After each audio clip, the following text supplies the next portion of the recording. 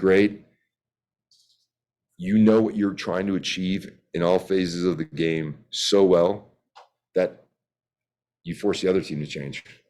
You know, I think that's just my mindset. And what it's lend itself to is a group of guys that doesn't matter who starts this game, who starts the next game. It's so clear as to our game model, style of play, you name it. Guy comes in, there's not a doubt when the ball's on that side of the field, what I'm meant to be doing. And that only comes from constant reinforcement. And so it's been 7 months that we've been working this. And so when they bring in 3 subs, then we got to keep doing what we're doing. And when they bring in 2 more, we got to keep doing what we're doing because it's working, right? And so that's the mindset that I coach from, and that's the mindset that the players have, is that everyone can step in and do a great job. And I think that's been really the secret of our success this year. And one other thing, it was a little bit of a shock to see Vera up that far up the field on one of those plays. Is that something coached, or is that kind of a... You know, again, I think another big philosophical coaching tenet of mine is to allow the players to be who they are, right? I never tell center backs to go on these long forays. I would never do that. However, that's a part of Vera's game, and he does it on Saturday, and I know he'll do it on Saturday because he does it on Tuesday and Wednesday.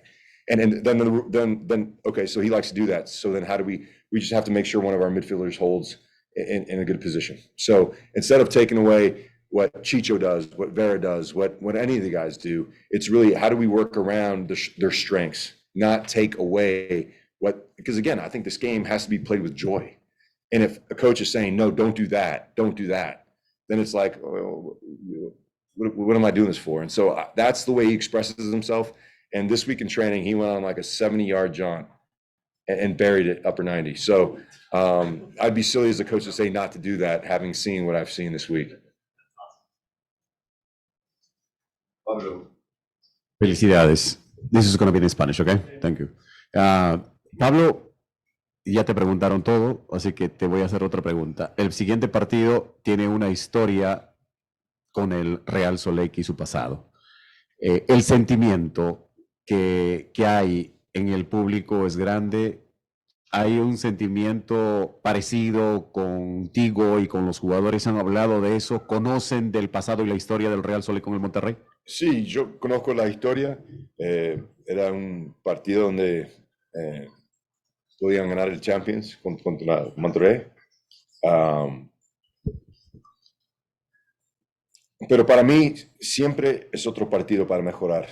No lo veo como un partido que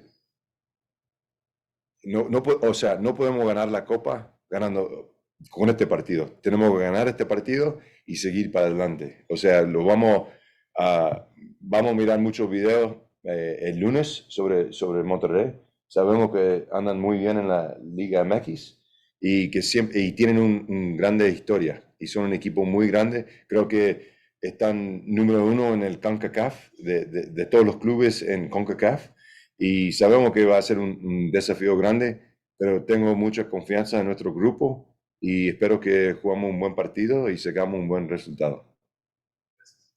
We're now going to go to some questions. John Lupo. Pablo, I thought that you said that this was the team's most complete performance of the season, but I thought that Chicho individually was absolutely brilliant tonight. Not just the goal he scored, but, creating for others, the shot, even though it was blocked, that Jefferson eventually scored for the goal. His awareness when Seattle was a little scrambled there to just pick up the ball and have that shot, his vision and his showing off his speed to get by Regan and score that beautiful individual goal. I really thought that this was one of the more terrific individual performances we've seen from a player in a while. Yeah, no, I thought Chicho was fantastic tonight. And again, I think we got to remember it's his 4th game with this team. And so I think relationships are starting to build. They understand his tendencies. He likes to drop into the pocket, which he's fantastic at. He likes to make runs in behind. So again, Pablo in training, you see the connection between Pablo and Chicho playing in behind. And so I think with more familiarity with his teammates, I think he'll continue to be, a killer in front of goal, a killer in our link up, and now more than ever, we're occupying the space right at the top of the 18, which is something that we haven't been able to do in the past, and so he's definitely attracting a lot of players his way, and then when you have guys like Luna and Sava and the rest of the crew, it's really making us a better team. So I agree. I think he had a complete performance, and I couldn't be more happy with his integration with our group. We are going to do one last question. Jada Evans. Thank you. Just wanted to ask, obviously, Chicho changes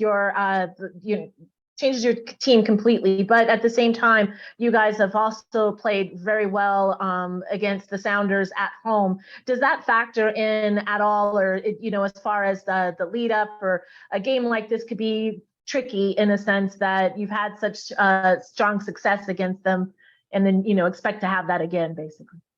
No, we didn't talk about that leading up to this game. What we talk about is improving every day, and I think when you're in a decent run of form, I think the biggest impact. I think listening to all the outside noise and how good we are playing at the moment, and so for me, it was a really focused week of training. The guys were dialed in. And again, I think it's so cliche, but we want to win every game we play. And I think the only way to do that is to bust your tail Monday through Friday, work hard together, and make plays. And I think tonight we did all that. Thank you, Coach. Thank you. Thank you for all the media members that attended